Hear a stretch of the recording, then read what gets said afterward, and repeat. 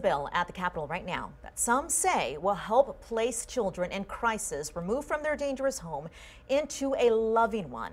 Others say it's going to shut the door on those kids. This morning, you're going to hear from both sides. Judge Darlene Byrne of Travis County is here. Good morning, and thank you for being here. Good morning, Sally. Thank you for having me. It is our pleasure. I understand that you are against this proposal. Tell us why. Mainly from the eyes of the children. I've presided over thousands of foster cases since 2003. I have never once had a child tell me that I want to be in a gay home, in a churched home, in a home where two parents that go to church every week or go to temple every week. But what I have had from those kids is I want a home that likes kids. They just want to have a safe home from all walks of life. And I find that this bill benefits those that are churched. And I go to church, Sally, so I don't have anything against church. Right. But it takes out of the equation the equalization of the playing field for those that are different than those that go to church. And it's being paid for by taxpayer dollars, by the very people that are not churched, and by the very people that are gay and lesbian. Those people's tax dollars will be paying to benefit those that are different, that are only church, and they get a special benefit under the law. I'm going to show some of our viewers some of the reaction from the other side in just a bit, but a letter you wrote, an urgent letter, said that there were 150 children without placement this year alone. What does that mean? And most importantly, Judge, where did they go after they came before you? Well, many of them went back to an office or a hotel room. A CPS office? Yes, a CPS office or a hotel room. So as we sit here today, the churches, the LGBT community, the non-faith community are not meeting the needs right now under the present law. And so this law carves out special treatment for one small segment of the population that could further reduce options in Travis County. What if that's the only service provider in Travis County?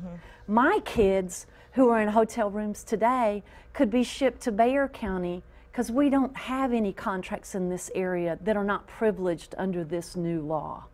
Some of the organizations that back this bill, and there are more than a dozen faith-based organizations who say, absolutely. Judge, this is actually going to help. This is going to help. They say that this bill is going to help them place children in more of a loving home. So we did ask, does this bill that you back discriminate against gay couples? Reaction.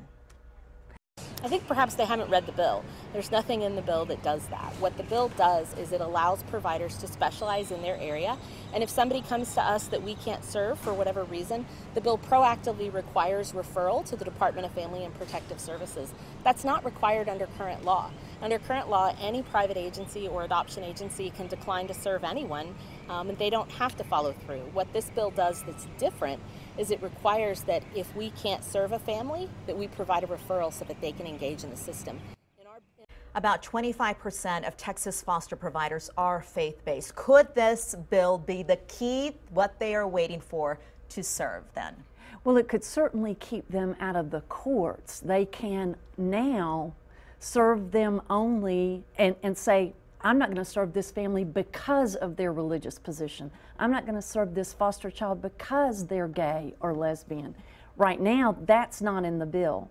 They cannot refuse to serve a child now. And I have a lot of gay kids on my agenda. I have a lot of non-churched children on my agenda. Yes, faith-based are in the game right now, but they don't have protections from lawsuits because the reason they're not serving is because they're discriminating against that individual because of their lack of faith or their different faith. If a child's Muslim and an entity decides not to choose services for that child because they're Muslim, today that could be discrimination. They're getting paid by taxpayer dollars. So they cannot discriminate based on a child's religion or non-religion or the child's sexual orientation. This law will allow that level of discrimination. One thing that both sides agree on is that there is a crisis. How we get there to fixing it is up for debate. And in the end, let's hope that no more children suffer. I appreciate all that you do and for being here, truly. Thank you.